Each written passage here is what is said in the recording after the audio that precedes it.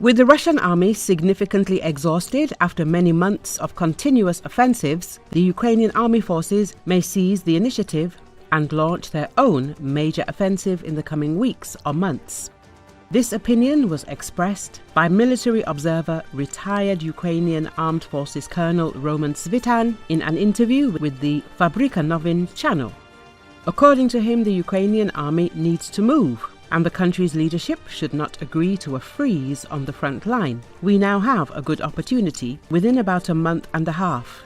Putin will have an operational pause while he pulls up reserves, while he fills up warehouses. We have the opportunity to regain our lost positions, Svitan said.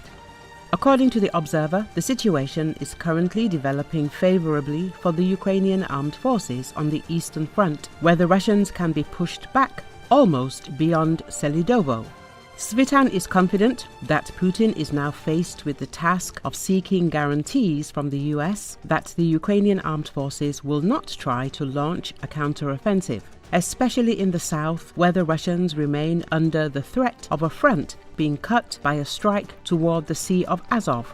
All Russian military personnel understand this.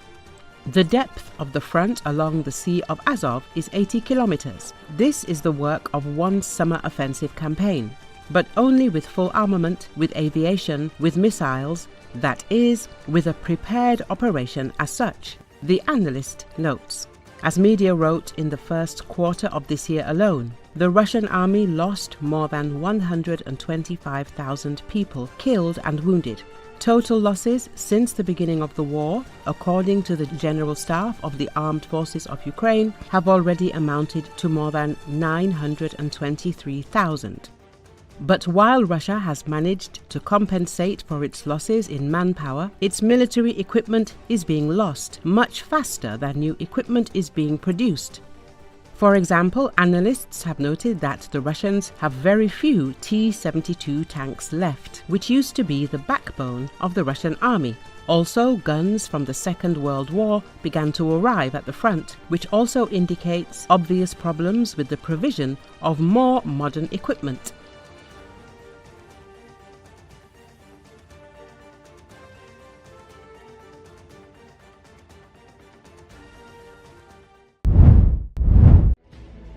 Drone operators of the 412th Reed Unmanned Aerial Systems Battalion of the Ukrainian Armed Forces, together with the Bzmil unit of the 78th Brigade, detected and struck 3 Buk M2 and Buk M3 anti-aircraft missile systems belonging to the Russian army in the Kursk region of Russia within 12 hours. As a result of the strikes carried out by FPV drones, the launchers and radars of the complexes, each worth $50 million, were blown up and disabled. The strikes caused the detonation of missiles in the launchers, which resulted in a powerful explosion. Although one of the complexes, which additional devices were disabled, tried to move away from the area, it could not do so and became the target of drone strikes.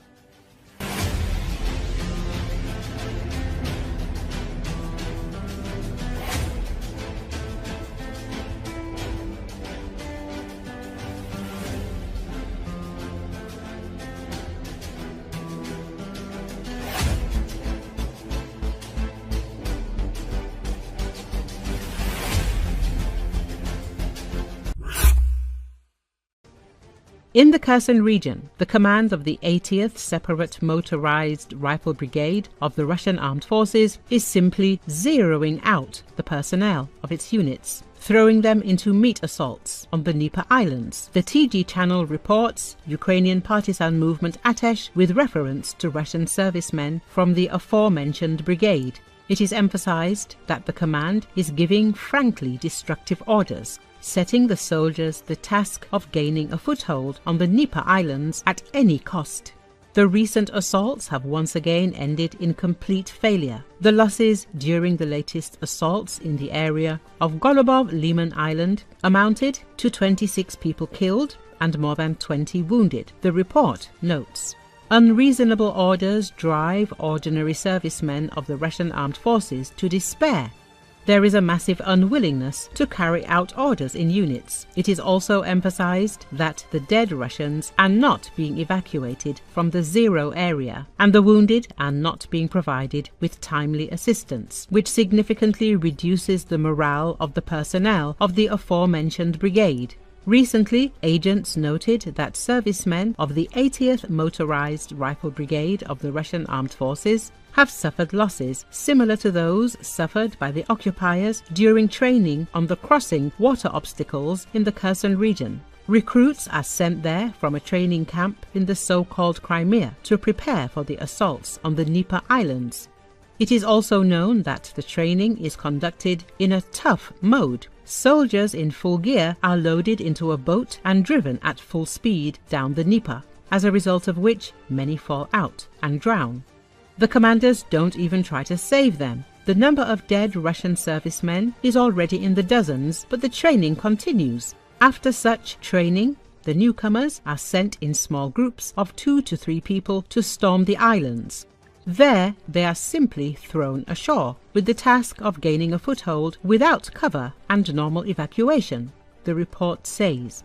The partisans add that because of this, Russian soldiers are not completing their missions and therefore continue to suffer losses. In the process of sending such groups, one commander said, "Well, now your batch will end and the next one will be brought." The movement's agents added,